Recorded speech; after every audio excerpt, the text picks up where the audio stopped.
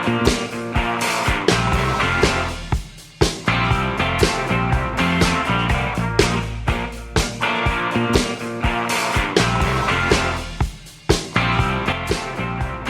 gente! Estamos começando mais um Sem Frescura aqui para você e hoje nós estamos no mundo do esporte com uma lenda viva do esporte, do triatlon no Brasil. Ele é Armando Barcelos, bicampeão de triatlon, um dos precursores, não, o precursor do triatlon no Brasil.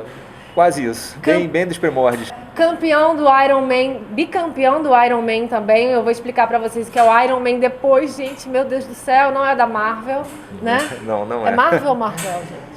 Tanto faz, o importante não é mais é difícil, né? Não ter efeito especial, né? É verdade, lá não tem mesmo não. Não tem, né? E em 2004 foi chefe da delegação brasileira nas Olimpíadas. Sim. Né? Eu participei em 2000 como atleta e em 2004 como chefe de delegação.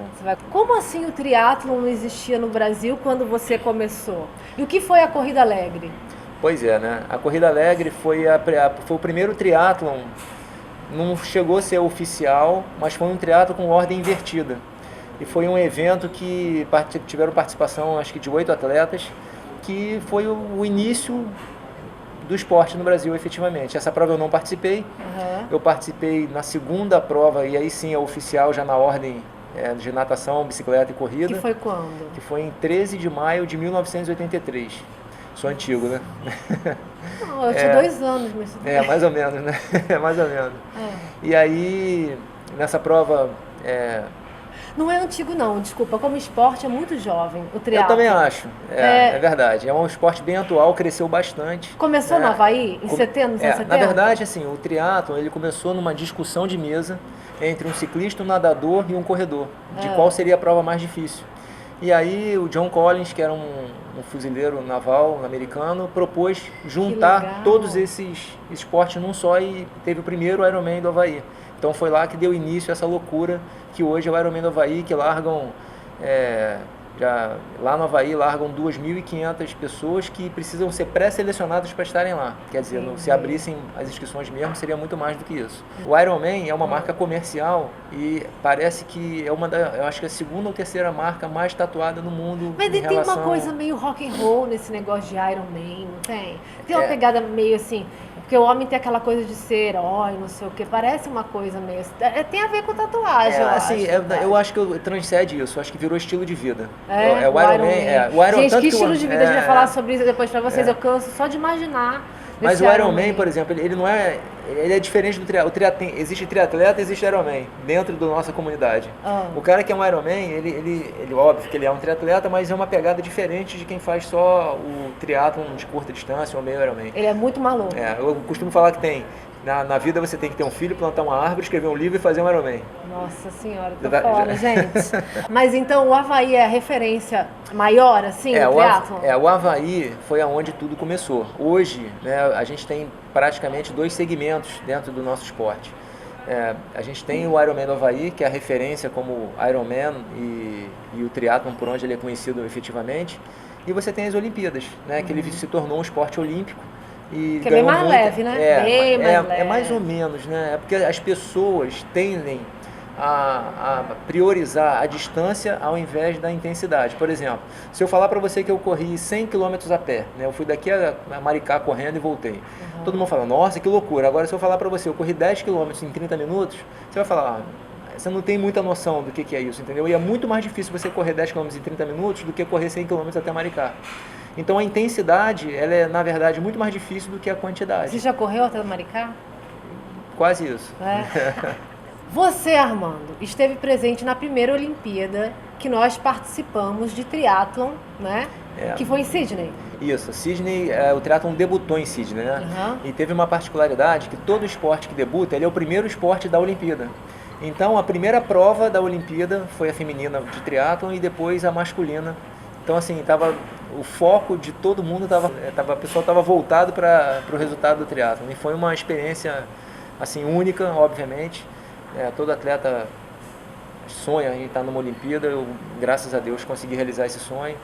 Foi uma experiência Um evento gigantesco, né? Tá incrível, naquela cara, abertura. é incrível. Né? Você O teve negócio é duas, incrível. né? Estive em 2 Olimpíadas, sendo uma como chefe de equipe. Como Como chefe chefe de equipe, embora a gente tenha muita responsabilidade, mas você consegue prestar atenção em mais detalhes. Como atleta, a gente acaba ficando um pouco cego, porque você fica muito focado na questão do resultado, acaba não saindo muito, descansando mais. E acho que a grande experiência foi como chefe de equipe, que eu pude observar um pouco mais o entorno do que estava acontecendo. E a sabedoria vem daí, né? Porque quando você era atleta, você falava, pô, esse chefe, né? Talvez falasse algumas coisas, agora você ali como... Deixa eu ser um pouco poético, eu acho que a sabedoria está na trajetória, e não lá. Lá. Até chegar lá, a sabedoria chegou vamos nessa falar trajetória. também um pouco depois da filosofia sua. Ah, tá. As regras mudaram muito de lá para cá? Sim. A gente teve bastante mudanças, né? Como eu te falei, o esporte se originou, né, no triatlon do Ironman. Existe uma regra que dentro do ciclismo você não pode pegar vácuo. O que é o vácuo? Né? Você ficar imediatamente atrás de outro ciclista, isso no Ironman não é permitido. E já nas Olimpíadas, essa regra é permitida. Então como é que ele vai ultrapassar, pessoal? Não, ele pode ultrapassar, só que assim, no Ironman, enquanto você está durante a prova, você não pode ficar a menos de 10 metros da pessoa. Se você entrar nessa zona, você tem 30 segundos para ultrapassar a pessoa ou sair dessa zona. Ah, entendi. E lá na Olimpíada não. Na Olimpíada é a regra do ciclismo que prevalece. Você pode pegar o vácuo e aí sim a prova acaba sendo meio que definida na corrida, na maioria das vezes. E essa federação que vai modificando e aprimorando o Ironman, o triatlon, de um modo geral, fica onde? A gente tem a WTC, né? Que é a World Triathlon Corporation, que cuida, na verdade, dessas provas de longa distância do Havaí. E a gente tem a ITU, que é a International Triathlon Union, que é o que faz a questão das Olimpíadas. Fica em qual país? Hoje, sinceramente, eu não sei. Era no Canadá, era o Les McDonald. Hoje, se eu não me engano, é na Suíça. Voltamos aqui com o Armando Barcelos para falar do Ironman, que não é de super-heróis, não tem efeito especial, é tudo na raça, galera. Eu vou ler aqui para vocês entenderem uma sequência de campeonatos para vocês verem o que é o Ironman, tá? Existem algumas modalidades, eu vou falar de 3 aqui só para dar uma brisa para vocês aí, mas existem várias. Começamos com o sprint. Sim. Né? São 750 metros de corrida. São 750 metros de natação, 20 quilômetros de bike e 5 quilômetros de corrida. Eu já morri, tá? Ressuscitei. Triatlon olímpico. Você pode me gongar, tá? Se eu estiver errado. Tranquilo. 1,5 km de nado. Isso. 40 quilômetros de ciclismo e 10 quilômetros de corrida. Morremos de novo. Tá? E assim por diante vai aumentando e chega então no famoso Ironman, sim, que são 3 km e 800 metros de nado, é isso mesmo? 180 quilômetros de bike, gente, eu tô com medo, 180 quilômetros de bike e 42 quilômetros de corrida, e ainda tem o Ultraman, esse que você falou, Deca Ironman. Jesus, mas como é que funciona isso? Bom, vamos lá. As pessoas não têm limites, né? Mais uma vez, eu quero reforçar que o difícil no triatlon ou em qualquer outro esporte, tanto a corrida quanto a natação e o ciclismo, é muito mais difícil a intensidade do que a quantidade. E mais difícil ainda quando você tem a quantidade associada à intensidade, que é o que o Ironman é hoje, né? O Ironman o campeão recordista mundial de Ironman, ele tem um tempo que poucas pessoas conseguem fazer num short triathlon. Ele consegue manter esse ritmo que as pessoas correm, um short triathlon, ele consegue manter esse ritmo para o Ironman. Então, isso é a dificuldade do esporte, é a evolução que antigamente as pessoas, os primeiros completavam, né? O primeiro a completar um Ironman fez em 11 horas e alguma coisa, e hoje o recorde já está em 7 horas e 40 e alguma coisa. Entendi. O que te chama mais? O Ironman ou o quê? Olha, no início da minha carreira, como não tinha Olimpíada, eu foquei no Ironman. Eu fui campeão brasileiro de Ironman, né? Eu fiquei com recorde de então, colocação. Peraí, começou o triatlon, mas essas modalidades todas já existiam? Já existiam. Começou já existindo já... já existiam as distâncias menores, mas assim, o mais famoso dentro do nosso meio sempre foi o Ironman, e era onde todo mundo se seduzia a competir. Então, em 89 eu comecei a treinar para o Ironman, eu ganhei meu primeiro Ironman em 89, ganhei outro em 92, se eu não me engano. 90? 90 e 92. É porque o primeiro que eu fiz, ele foi 3/4 de Ironman, mas ele foi considerado um Ironman. Ô, Wikipedia, você não me ajuda, Wikipedia? É. Pelo amor de Deus, já é quinto entrevistado, você vai passar vergonha. Ô, Wikipedia. Vou atualizar lá. Oremos pela Wikipedia. Vou atualizar. Mas enfim, então essa trajetória começou pelo Ironman, que normalmente é o contrário, né? As pessoas começam com a distância menor e depois migram para o Ironman. A minha trajetória foi um pouco diferente. Eu comecei pelo Ironman, e tive um resultado muito bom em 94 lá, eu fui o 16º do mundo no Ironman, e esse recorde ficou durante quase 20 anos. E aí, quando eu soube, em 96, que a gente teria as Olimpíadas, né, na modalidade triatlon, eu falei que eu queria ir para uma Olimpíada. Então, é como se eu corresse uma maratona e aí eu começasse a treinar para um 5.000. Então, eu tive que trocar completamente meu treino, mudou tudo.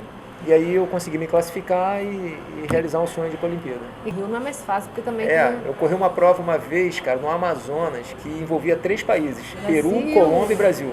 Jesus. Eu largava do Peru nadava até o Brasil, pedalava do Brasil para Colômbia, voltava, cara, um salaminho e terminava na Colômbia. Aí vai ali o pessoal perito e fala que você pode nadar, que não vai dar BO. Olha, é complicado, né? Assim, na época largaram poucas pessoas, tinha umas 200 pessoas, essa prova, eu até ganhei a prova, porque sempre que essa prova existia, sempre era um colombiano que ganhava. Aí o prefeito lá da cidade, Tabatinga, me chamou para a gente representar o Brasil, ele me chamou, eu fui lá e a gente conseguiu ganhar aquele ano. Nada aí, né? Filho, nada aí, você apareceu no jacaré. Mas assim, cara, se dá tranquilo, oi, é mais difícil, né? Porque a água doce, ela é menos densa, então você afunda mais na água. A água salgada, por ela ser mais densa, você flutua mais.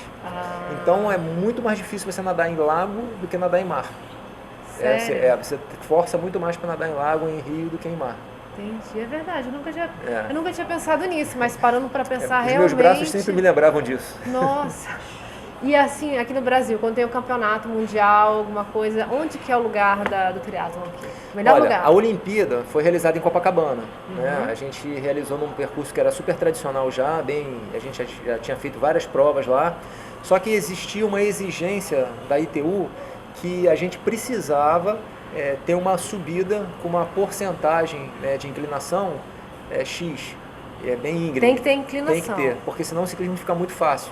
Entendi, e aí conseguiram dentro ali, em paralelo ao Costa do Cantagalo, tem uma rua ali que é bem íngreme, e aí o percurso foi feito dentro de Copacabana, foi uma prova lindíssima, foi um espetáculo de prova, e graças a Deus eu tive lá a oportunidade de acompanhar de perto, foi muito legal. No nado vocês vão furando as ondas, ou vão em algum lugar e pulam? Não, existe o que a gente chama de... louca, pulam vocês lá, jogam vocês. Existe uma coisa chamada pum-tum. Na Olimpíada você tem um espaço de mais ou menos 50 centímetros para cada um, é um espaço delimitado e fixo, você já sabe que vai largar naquele número ali. Entendi. Há um sorteio antes da prova e você já tem o seu local de largada. E aí você larga, normalmente a boia fica uns 200 metros, e aí você consegue fazer o percurso, enfim. Mas a natação é meio boxe, porque sai uma pancadaria dentro da água ali sempre. Nossa Senhora. Esse cara que tá falando da natação, do começo do boxe que ele falou ali. Boxe? Tudo da brincadeira que ele fez agora. Porque a natação na hora da largada acaba saindo uma pancadariazinha ali, porque você tem muito contato. Mas eu achei que fosse uma maneira de falar. Não, cara. Bom, eu levei na maneira de falar. Não, mas tem um contato físico ali na largada. Né? Deixa eu desenvolver um pouquinho mais pedaço. Tá bom. É verdade, porque a gente está concentrado aqui no próximo, não tentar entender tudo. Deixa. Fala pra mim dessa parte do boxe que eu não sabia que também estava entrando no triatlon essa parte. São quase 4 esportes, né? Esportes. Na largada da natação, principalmente numa prova de Olimpíada, a primeira boia, que é a primeira boia que você precisa contornar, ela normalmente fica 200 e 300 metros da largada. Então, como o nível de todo mundo é muito próximo, porque ali estão alinhados, né? Numa Olimpíada você alinha os 60 melhores do mundo. 60 é o máximo, mais ou menos. São entre 55 e 60. São os 60 melhores do mundo que estão alinhados ali. Então, todo mundo que está ali está muito bem preparado. Todo mundo treinou o máximo para chegar naquele dia o melhor possível da vida. Então, é inevitável que você tenha um contato físico na hora da largada da natação. E você... Não tem tipo na Fórmula 1, você sai aqui, amor, você sai aqui, você sai aqui. Não, você sai, só que a boia, ela fica a 200 metros. Então todo mundo sai e converge para fazer a curva na boia na melhor tangente. Então todo mundo quer pegar a melhor tangente. Que B.O. E aí sempre sai uma empurradinha para cá, outra para lá. Ninguém nunca tem. morreu afogado ali Não, por causa ainda disso, mais, uma cãibra. não chega tanto, mas a pessoa tem que ter um nado defensivo, vamos chamar dessa forma, para poder se defender de uma possível cotovelada na natação, porque acontece, né? Não tem jeito. Gente, tem tudo são... Hã? Puxa o pé do outro. Gente, tem tudo são flores, né? Puxar pé do outro não... Aí já é meio que aí já é, né? aí já é meio desonesto, né? né? Não seria isso. Zidane, né? já tá indo para o triatlon já. Pois. Armando, fala para mim como é que tá o Brasil no quesito triatlon hoje em relação a campeões, incentivos, campeonatos, especialmente aqui no Rio, que recebe você disse que é o lugar que recebe um campeonato grandioso de triatlon e hoje está passando por dificuldades sérias, né, em questão de incentivos a quase tudo, né? Na verdade, assim, o incentivo por parte do COB, ele é muito meritocrata, né? COB, explica para a pessoa o que é. O COB é o Comitê Olímpico Brasileiro. Okay. Estamos falando agora de Olimpíada, né? Da distância olímpica. Eles são muito meritocratas em relação a quanto de verba vão destinar para cada esporte. Então, se um esporte tem muitas medalhas naquela Olimpíada, ele tem um ciclo olímpico futuro muito bom, porque ele vai ter mais verbas destinadas para aquele esporte. No caso do triatlon desse ano, a gente não teve um bom destaque. Então, a gente realmente está passando por um período de 4 anos aí um pouco mais difícil, mas a gente vai dar a volta por cima. A gente tem bons atletas hoje, a gente tem a Pamela, que está representando a gente no feminino, a gente tem o Messias, que é o melhor triatleta hoje nacional, né, a distância olímpica, que são atletas que realmente podem fazer uma diferença aí na próxima Olimpíada pelo Brasil. E no longa distância, a gente tem o Igor Amorelli, né, que é o grande destaque do Brasil, é um atleta fenomenal, uma pessoa incrível, que está realizando um trabalho pelo Brasil muito bom. Ele está levando o nome do Brasil, ele conseguiu, inclusive foi ele que bateu o meu recorde lá, né, da colocação, ele conseguiu estar entre os 15 primeiros. A gente também tem o Vinhal, que é um outro atleta também que conseguiu um fantástico resultado agora no Ironman do Havaí. Então eles foram dobradinhas, acho que, se não me engano, o 13º, 14º. Então assim, a gente está muito bem situado, né, tanto na longa distância, e a gente precisa melhorar um pouquinho mais nas distâncias olímpicas, mas o trabalho está sendo feito. Então temos boas perspectivas no sentido atletas. Sim, eu acho que o trabalho de renovação tem que existir sempre, né? Depois da nossa geração, a gente teve um buraco, né? Na primeira Olimpíada a gente conseguiu mandar 6 atletas, foi eu, Leandro, Juraci, a Carla Morena, a Mariana Rata e a Sandra, e depois disso a gente não conseguiu mais mandar 6 atletas. Tem muito tempo que a gente não manda mais do que 3 atletas para as Olimpíadas, porque depende de classificação e as pessoas não estão conseguindo classificar. Mas os campeonatos, são os campeonatos que fazem, eu acredito, fomentar o esporte no país ou não? A quantidade de campeonatos ou não tem nada a ver? Sim, eu acho que, na verdade, o esporte ele é meio assintótico à questão econômica do país, né? É porque eu sou engenheiro e para mim fica mais fácil falar essa palavra, entendi. porque na verdade isso é um termo técnico da engenharia, né? Entendi, obrigada. Nada, tranquilo. Então, assim, isso caminha muito em paralelo à questão econômica do país, né? Se o país está passando um momento bom em relação à parte econômica, isso acaba refletindo diretamente no esporte amador, porque as pessoas conseguem efetivamente viajar. O triatlo não é um esporte barato, as pessoas precisam investir para estar podendo fazer o esporte. E, mais uma vez, quando você tem uma folga econômica um pouco melhor, você, obviamente, acaba gerando resultado para o esporte em termos de quantidade de adeptos, e resultados acabam aparecendo de outra forma. Mas, assim, você é um empreendedor hoje, Sim. né? Ele é um empreendedor do esporte ainda, né? Sim. Depois a gente vai falar sobre isso. Mas o que é caro? Existe uma cidade X para se treinar melhor, você tem que ir até ela para você ser um grande, porque lá estão os grandes treinadores. É caro pagar um treinador, é caro o equipamento em si, a bicicleta, é o que? É sleeve? É o que vocês usam? Não é sleeve, né? Não, na verdade, assim, os equipamentos básicos, né, para você fazer um triatlo, você tem a bicicleta, capacete, toda a indumentária da bicicleta, que é a parte mais cara. Você tem tênis, que é caro, você tem roupa de borracha, que também não é muito barato.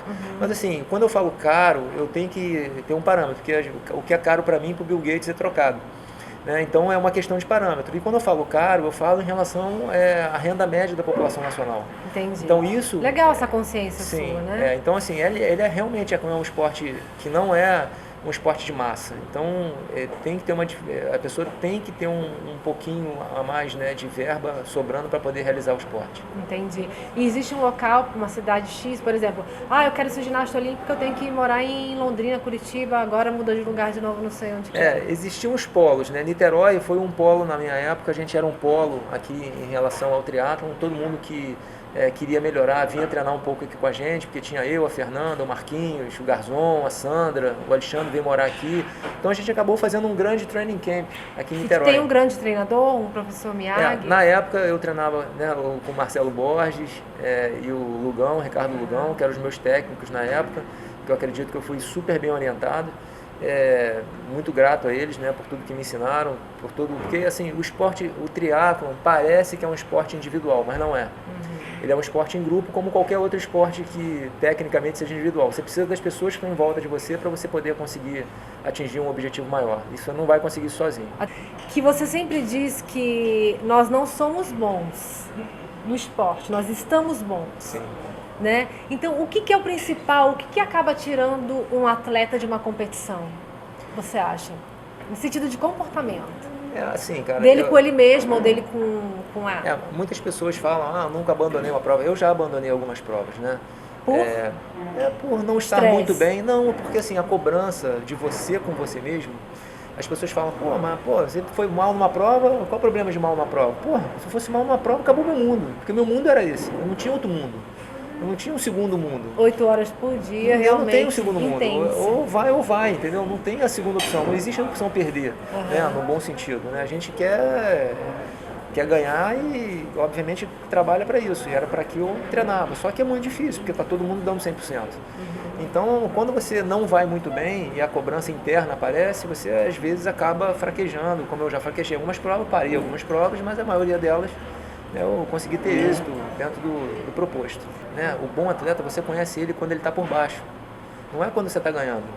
Quando está ganhando é mole. Todo mundo batia, você acabava uma prova, chegava para a premiação, tinha 500 mesas para sentar. Sim. Aí aquela prova que eu era 10º, eu passava a mão, beleza? Parece que eu não estava ali. Entendi. Então isso é normal e a gente tem que saber que isso é normal. As pessoas querem estar com pessoas boas, normal. Isso faz parte da coisa. Você falou uma coisa que me chamou a atenção também, que eu não sei se isso é do brasileiro ou do mundo, porque eu morei na Itália, por exemplo, e o triatlon, o ciclismo, o motociclismo, tinha lá o cara Valentino Rossi, que estava todos os dias, meu Deus, 4 anos, aquele Valentino Rossi toda hora no jornal, em qualquer lugar estava Valentino.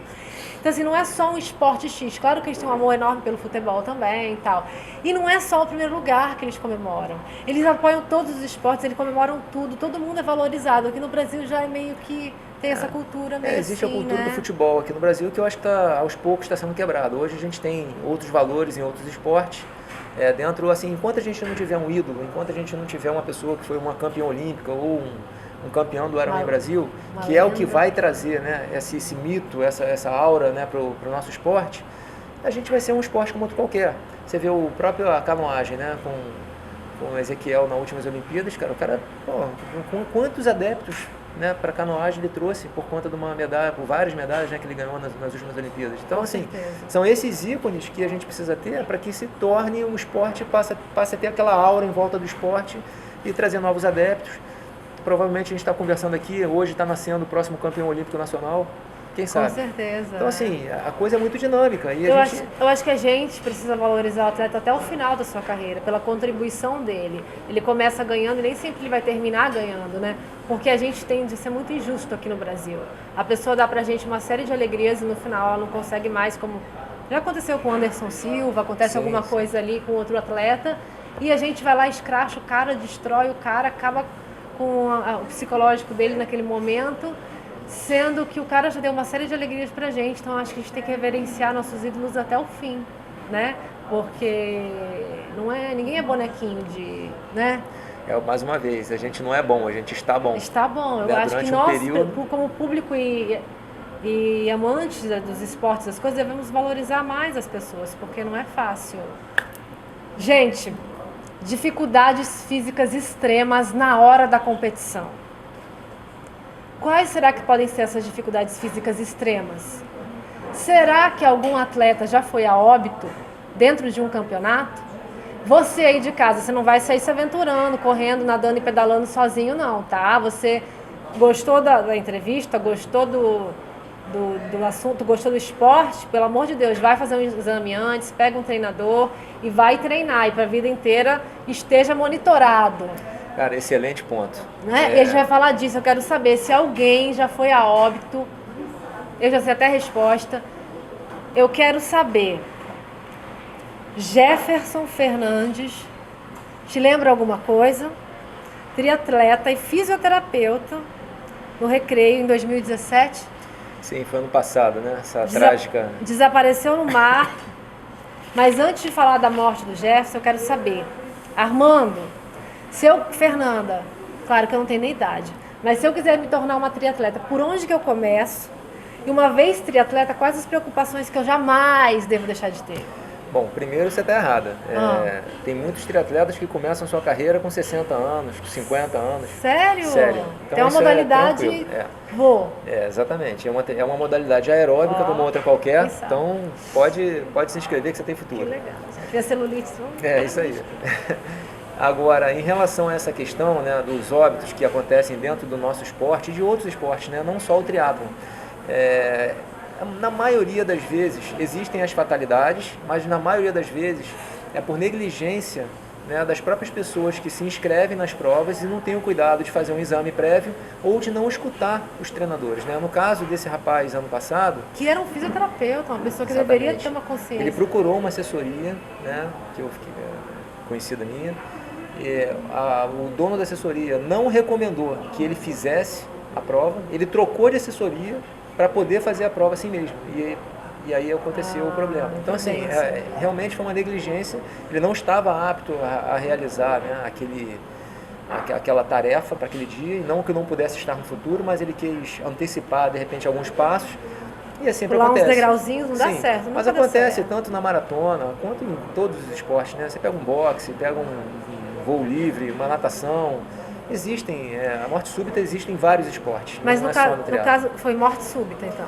Eu não sei exatamente não qual foi. Não conseguiram até hoje identificar? Eu não sei, mas me parece que sim. Não foi não. Foi alguma coisa relacionada a algum problema cardiorrespiratório, alguma coisa assim. Entendi. Que ele, obviamente, tomou uma pancada. Não sei exatamente o que foi, mas ele afundou e efetivamente ficou 3 dias desaparecidos e aparecendo só depois no mesmo local. Nossa Senhora. Então, assim, é trágico, mas que sirva de lição para as pessoas que queiram entrar no esporte, mas as pessoas falam, mas então eu não vou fazer triatlo porque é perigoso. Muito pelo contrário, as pessoas tendem... Não, gente, é perigoso você ter 60 anos, gostar de futebol e jogar 3 partidas, entendeu? Você vai ter um ataque cardíaco se não estiver preparado.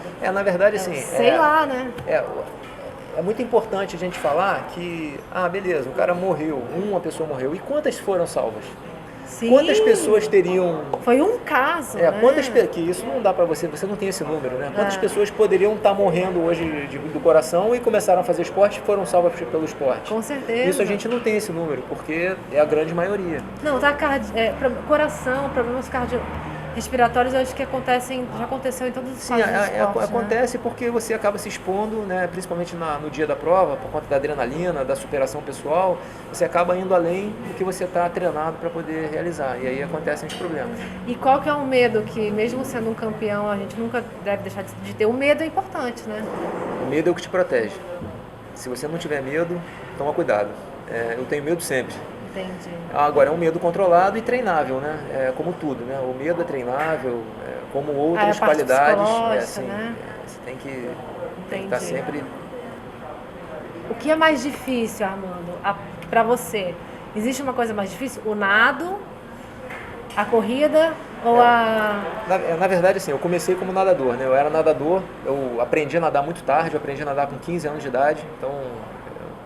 a minha carreira como nadador já não dava mais, né? 15 anos muita gente com 15 anos está parando de nadar, eu estava aprendendo a nadar. Então eu vim da natação, então o meu primeiro grande esporte em relação à força foi a natação. Mas eu peguei o ciclismo com muita facilidade, né? Porque todo nadador ele tem uma facilidade para pedalar. E eu tinha um problema para correr de canelite, que eu não podia treinar muita corrida, porque eu tinha uma contusão na perna que eu não conseguia correr todos os dias. E eu acabava focando mais ainda no ciclismo. Então, rapidamente, né, depois de uns 2 anos, o ciclismo se tornou melhor do que a natação. E aí, por último, quando eu comecei principalmente a treinar para as Olimpíadas, em que é a corrida que decide, né, na verdade, o esporte, que é a última etapa, eu me tornei melhor corredor do que ciclista e do que nadador. Então, eu já passei pelas 3 fases. Já fui melhor nadador, melhor ciclista e terminei minha carreira como Hoje melhor você corredor. gosta mais de correr? Cara, eu prefiro nadar. Prefere Eu nadar. gosto mais de nadar, mas é mais prático correr, né? A natação você tem que pegar um carro, vai até a piscina, então gasta muito tempo para fazer isso. A corrida você bota um tênis, sai para correr e uma hora resolveu o problema. A natação é por primeiro porque não pode nadar depois de fazer certos esportes, acho né? Eu já ouvi falar isso uma vez. Não, mas se institucionalizou que era essa ordem, né? Começou dessa forma e ficou Então dessa você forma. nada 800 quilômetros, depois você pega a bike, depois você corre. Nada lá os seus 3.800 metros, né? E pedala os 180 quilômetros, enfim, e a maratona no final, os 42. Meu Deus do céu. Dá Só em média, Jesus na causa, Senhor. a Gente média, doida. entre o primeiro e o último, o primeiro chega na faixa de 8 horas e baixinho, e o último na faixa de 17 horas. Quase o dobro do tempo. Mais do que o dobro, né? Gente, vocês estão ouvindo isso? Pelo amor de Jesus, Senhor. E agora, você é um empreendedor bem-sucedido, né? A cabeça é boa, então. Bom, obrigado pelo bem-sucedido. A gente tenta, né? Eu assisti uma vez uma palestra no meu 2º grau, e esse empresário que deu a palestra pra gente falou o seguinte, que para as pessoas que têm sucesso no seu primeiro emprego, ele tem 95% de chance de ser bem-sucedido na vida. E eu sempre entendi o esporte como meu primeiro emprego. Uma E eu fiz maturidade. muita força para... Porque quando você é bem-sucedido no seu primeiro emprego, você já entendeu o que precisa fazer. Não é fácil para ninguém, tudo é difícil. Não existe... Você tem, obviamente, né, as predileções por aquela área que você faz, que você participa, que você atua, mas tem que ter muito sacrifício também. Não é o talento, ele vai só até um certo ponto. Depois dali entra o sacrifício. Entendi. Que eu acho que é 90%. O talento é só 10%. É mais difícil ser empreendedor ou mais difícil ser atleta? Eu falei uma coisa quando eu acabei do esporte, né, quando eu me aposentei do esporte em 2002. Eu falei, nada pode ser mais difícil do que treinar. Como eu me arrependo disso. Como é difícil ser empresário no Brasil. É muito, mas muito difícil. Se não for tanto, Imposto. é mais. Tudo. Né? Parte trabalhista, a parte de imposto, a parte de governo. Não precisa nem perguntar, por que eu fui perguntar? Tributos, A gente enfim. já sabe, né? É aquela história toda que a gente precisa, cada um de nós precisa contribuir para a gente fazer um país melhor. Antes de fazer a última pergunta, que ela é mais ou menos, eu já fiz, mas eu quero que ele deixe o carimbo dele aqui falando. Eu queria agradecer imensamente a sua participação aqui, a sua gentileza de ter vindo aqui nesse programa. Tranquilo. Estamos recebendo, meninos, uma lenda do esporte, do triatlon. Se você quer fazer triatlon, você precisa conhecer a trajetória de Armando Barcelos, ok? É um cara super gente boa, super acessível. Inclusive, as pessoas falam muito isso de você nas redes, né? Você vê nos comentários. Então, é um ídolo do nosso país. Se você quer começar, esse é o cara. E estou imensamente feliz de ter aprendido um pouco mais sobre isso, tá? E me fez refletir sobre muitas outras coisas também. E eu queria que você te agradecer de novo imensamente, muito obrigada por tudo que você conquistou pelo Brasil. Obrigado pela oportunidade de divulgar meu esporte. Imagina, muito obrigada por tudo. Você está envolvido aí? O que está acontecendo agora no Brasil? Fala pra gente das maratonas. Você está envolvido com alguma coisa nesse sentido ainda? O que está acontecendo no Brasil? Para quem quer começar, o que ele deve fazer? Bom, são duas perguntas diferentes. Né? Quem quer começar, a primeira coisa é procurar um profissional de uma assessoria esportiva ou de educação física que esteja inserido nesse meio do triatlon, para que haja uma orientação correta na maneira certa de se ingressar no esporte, fazendo os exames necessários, com os equipamentos necessários, com o tamanho de bicicleta, enfim. É uma série de informações que não é muito fácil. Por favor, que é um esporte complexo. É um esporte, não chega a ser complexo, mas tem que ter uns cuidados para que você comece da forma correta. Já existem profissionais hoje que vão poder... vou entrar numa assessoria, o cara vai ter que competir. Não, muito pelo contrário. A assessoria esportiva hoje, ela está ali para realizar o seu desejo em relação ao esporte. Muita gente que entra no triatlon, ela quer simplesmente terminar a prova, ótimo. E é isso que ela vai ter. Não, o cara quer entrar para competir para ser o melhor na minha categoria. Ok, ele também vai ter isso. Então, e muitas pessoas acham que a assessoria é só para quem quer competir, e isso não é uma verdade. Então, é caro a assessoria? Não é caro, é o que eu ia falar. As pessoas acham que pode ser caro, só que o que ela vai cometer de erro, de compra de equipamentos errados, e por conta de não ter um profissional orientando, vai ser Custo-benefício, muito maior do que ele está pagando uma assessoria. E principalmente, eu costumo falar o seguinte, quando você quer treinar, você tem o treino escrito, que é o propriamente dito, né, você tem um ambiente de treino e a tua motivação. Então, o treino escrito, cara, é 30%, 25%. A motivação e o ambiente com que você treina, onde você treina, é que é o grande X da questão. E isso você vai encontrar nessas assessorias, nesse conglomerado de pessoas que têm o objetivo afim com você. E você hoje está fazendo o quê em relação... Você, além de ser empresário do esporte, você acompanha, patrocina algumas pessoas? Sim, a gente patrocina, a gente apoia alguns atletas, né, lá por uma das empresas que eu tenho. Hoje a gente tem 3 lojas, uma distribuidora e uma empresa de eventos. Todas aqui no Rio? Todas aqui no Rio de Janeiro. E online tem também? Online tem também. Como é que chama? A gente tem a 3adistribuidora.com.br 3adistribuidora.com.br e a loja a gente tem uma política mais de Instagram e Facebook, que é a Barcelos Esporte, Icaraí, Barcelos Esportes Ipanema. Niterói e Ipanema, no Rio. Isso. E a gente agora, esse ano, a gente começou com uma empresa, né? Ano passado, a gente começou com uma empresa de eventos, que são os eventos que a gente está realizando aqui na cidade de Niterói. Ano passado nós fizemos 4 eventos, que foi, cara, graças a Deus, um sucesso todos eles. Maratonas. A gente fez a meia maratona de Niterói, fizemos a corrida do túnel, a corrida Kids e a Music Run. Entendi. Então, essa empresa ela nasceu já de uma forma muito saudável. Minha esposa Karen é que toma conta dela e faz com bastante propriedade. Para esse ano a gente tem uma projeção de crescimento aí de pelo menos 30% em relação ao ano passado. E, enfim, está tudo acontecendo com uma velocidade muito boa. Foi até surpreendente para mim. Embora eu já desse meio, mas aqui em Niterói a gente não tinha provas, né, que se projetassem a nível do Rio de Janeiro, né, de uma forma um pouco destacada, e essa era a proposta da gente. O DNA da gente era fazer com que um evento de Niterói tivesse a mesma qualidade ou até um pouco melhor do que as provas que são realizadas no Rio. E a gente conseguiu cumprir esse objetivo, né, para o ano passado, e para esse ano a gente quer melhorar essa questão de qualidade de entrega do evento. E é perto, gente. A gente está aqui olhando para o Rio.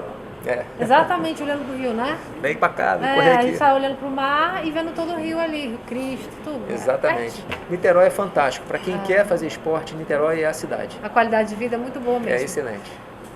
Muito obrigada, Armando, de novo. Mais uma vez, muito obrigada. Obrigada, gente, por ter ficado com a gente até agora. Queria mandar um beijo pro meu primo Leonardo. Leonardo Pombo, você sempre pede para mandar um beijo para você, então tá aqui. Love you. E eu queria agradecer a família Paludo por ter nos recebido aqui hoje, gentilmente, nesse espaço maravilhoso em Niterói também, na praia de São Francisco.